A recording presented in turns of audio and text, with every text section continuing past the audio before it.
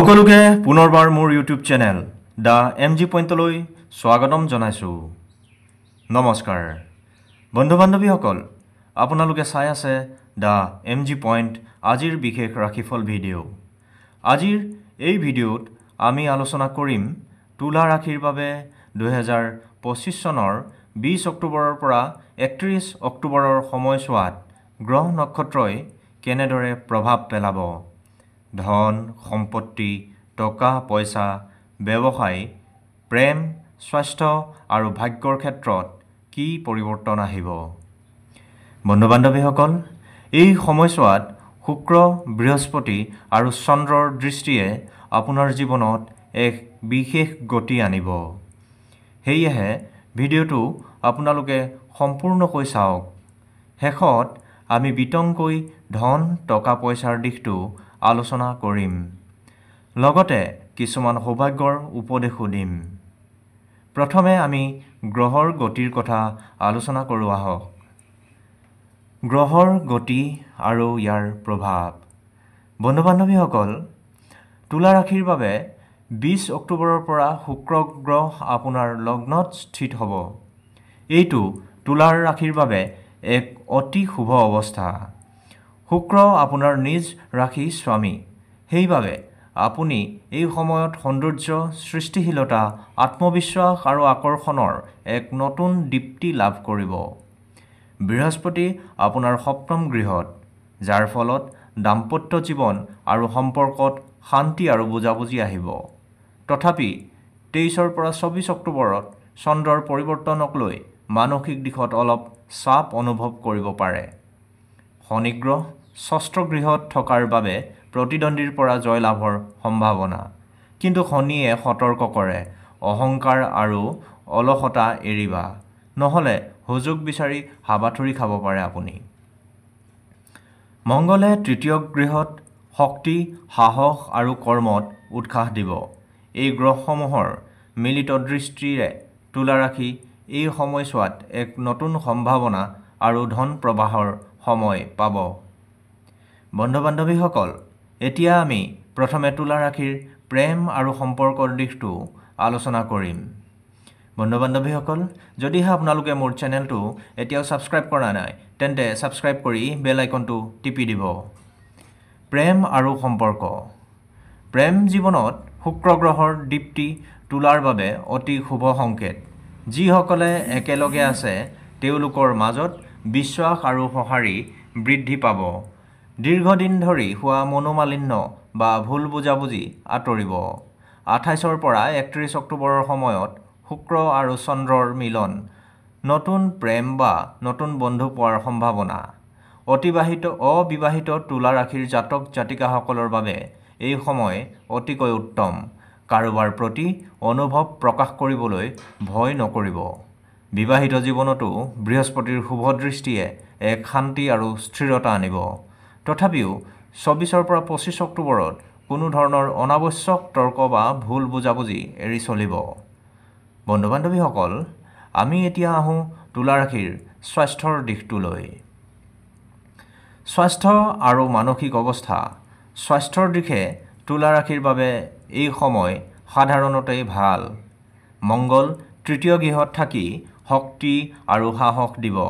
তথাপি চন্দ্ৰৰ প্ৰভাৱত মানসিক চাপ বা উদ্বেগ 24 পৰা 25 অক্টোবৰৰ আশে-পাশে অনুভৱ কৰিব পাৰে। অম্লতা, গেছ বা শাৰীৰিক অলসতা এৰাৰ চেষ্টা কৰা উচিত। বৃহস্পতিৰ শুভ দৃষ্টি ধ্যান, প্ৰাৰ্থনা আৰু সংগীতৰ মাজেৰে মানসিক শান্তি দিব। প্ৰতিদিনে কিছু সময় নিজে কটাওক। অতি ভাবুক হ'ব নালাগে, আপোনাৰ ভৱিষ্যত শুভ। শুক্ৰবাৰ আৰু সোমবাৰৰ দিনত বগা বা গোলাপী ৰং পৰিধান কৰিলে ইতিবাচক শক্তি বৃদ্ধি পাব। বন্ধু বান্ধৱীসকল, এতিয়া আহোঁ তুলা ৰাশিৰ আটাইতকৈ গুৰুত্বপূৰ্ণ দিশ, আৰ্থিক অৰ্থাৎ ধন টকা পইচাৰ দিশটোলৈ। ৰ'ব বন্ধু বান্ধৱীসকল, আপোনালোকে যদি তুলা ৰাশিৰ জাতক জাতিকা, তেন্তে কমেণ্ট বক্সত হৰ হৰ মহাদেৱ লিখিবলৈ নাপাহৰিব আৰু মোৰ চেনেলটো ছাবস্ক্ৰাইব কৰি দিব। এতিয়া আহিছোঁ ধন টকা পইচাৰ দিশটোলৈ। ধন টকা পইচা আৰু সম্পত্তিৰ দিশ। বন্ধু-বান্ধৱীসকল, এই সময়ছোৱাত তুলাৰ বাবে ধনৰ দিশ একদম উজ্জ্বল। বৃহস্পতিয়ে আপোনাৰ অৰ্থভাৱত শুভ দৃষ্টি দি আছে। ফলত অপেক্ষিত লাভ, পুৰণি ঋণ উভতাই পোৱা আৰু নতুন আয়ৰ উৎস আৰম্ভ হোৱাৰ সম্ভাৱনা আছে। ব্যৱসায় কৰা ব্যক্তিসকলে 20 পৰা 26 অক্টোবৰৰ ভিতৰত নতুন পাৰ্টনাৰশ্বিপ বা ডিল পাব পাৰে। এই সময়ত শুক্ৰ আৰু বৃহস্পতিৰ যুগ্ম দৃষ্টি, অৰ্থাৎ লাভ আৰু প্ৰতিষ্ঠা দুয়োটাই হাতত হাত ধৰি আহিব। তথাপি 24 আৰু 25 অক্টোবৰ তাৰিখত চন্দ্ৰৰ দুৰ্বল অৱস্থাত থাকিব।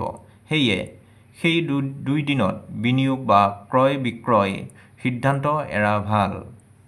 27 পৰা 30 অক্টোবৰৰ পৰা বৃহস্পতিৰ শুভ প্ৰভাৱত ধনৰ প্ৰৱাহ বৃদ্ধি হ'ব। যিসকলে চাকৰি কৰে তেওঁলোকৰ বাবে বোনাছ, ইনচেণ্টিভ বা প্ৰমোশ্যনৰ খবৰ আহিব পাৰে। শনি গ্ৰহৰ ষষ্ঠ গৃহত উপস্থিতিয়ে এক দিশে প্ৰতিদ্বন্দ্বীৰ পৰা ৰক্ষা দিব। আন দিশে কৈছে অপব্যয়, ৰোগৰ দৰে নিয়ন্ত্ৰণ নকৰিলে ধন যিমানেই আহক সিমানেই ওলাই যাব। ধনৰ দিশে 29 আৰু 30 অক্টোবৰ বিশেষ শুভ দিন। এই দিনত কোনো নতুন কাম আৰম্ভ, বিক্ৰী বা বিনিয়োগ কৰিব পাৰিব। তুলা ৰাশিৰ বাবে এই সময়ত এক ধন প্ৰবাহৰ সময়, কিন্তু সঠিক পৰিকল্পনা আৰু সংযমেৰে চলিব লাগিব। বন্ধু-বান্ধৱীসকল, তুলা ৰাশিৰ বাবে 2031 অক্টোবৰ সময়টো হৈছে উন্নতি, প্ৰেম আৰু ধনৰ সোণালী সময়। তথাপিতো চন্দ্ৰৰ দুৰ্বল সময়ত ধৈৰ্য ধৰা শিকিব। প্ৰতিদিনে ধ্যান বা প্ৰাৰ্থনাৰ মাজেৰে মনক শান্ত ৰাখিব। আপোনাৰ সৌভাগ্যৰ ৰং নীলা আৰু গোলাপী। শুভ সংখ্যা 6 আৰু 9। আপোনালোকক উপদেশ এটি আগবঢ়াব খুজিছোঁ। নিজক বিশ্বাস কৰক, সৃষ্টিশীলতা বজাই ৰাখক আৰু সুকলমে কাম কৰক। ভাগ্য নিজে আপোনাৰ পদূলিলৈ আহিব। বন্ধু-বান্ধৱীসকল, আজি এইখিনিয়ে তুলা ৰাশিৰ ৰাশিফল। যদি ভিডিঅ'টো ভাল লাগিল, লাইক, শ্বেয়াৰ, কমেণ্ট আৰু ছাবস্ক্ৰাইব কৰিবলৈ নাপাহৰিব। পৰৱৰ্তী ৰাশিফলত পুনৰ লগ পোৱাৰ আশাৰে ধন্যবাদ জনাইছোঁ। ৰ'ব বন্ধু-বান্ধৱীসকল, মই আৰু কিছু কথা আপোনালোকক জনাব খুজিছোঁ যে পৰৱৰ্তী ভিডিঅ'ত কোনটো ৰাশিৰ ওপৰত প্ৰস্তুত কৰিম আপোনালোকে মোক নিশ্চয় জনাব। কমেণ্ট বক্সত নিশ্চয় লিখি দিব। পুনৰবাৰ কৈছোঁ, আপোনালোকে যদি মোৰ চেনেলটো এতিয়ালৈকে ছাবস্ক্ৰাইব কৰা নাই তেন্তে ছাবস্ক্ৰাইব কৰি দিব। ভালে থাকিব আপুনি।